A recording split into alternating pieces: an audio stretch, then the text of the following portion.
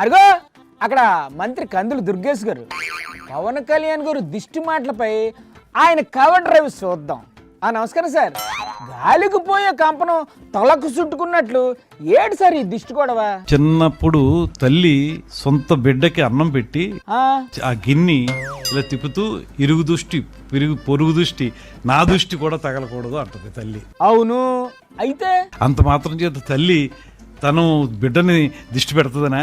అదంతా కాదు గాని కొబ్బరి చెట్లకు తెలంగాణ నాయకుల దిష్టి తగిలిందా లేదా? కేవలం అలాగ ఒక మామూలు మాటగా, అది మన ఆచారంలో ఉన్నటువంటి మాటగా, ఒక సామెతగా చెప్పినటువంటి మాట తప్పితే, అలా అయితే ఏ ఒరిస్సా నాయకులతో లేకపోతే ఏ జార్ఖండ్ నాయకులతో వాళ్ళు కాకపోతే ఏ అస్సాం నాయకులతో దిష్టి తగిలిందని అనొచ్చు కదా.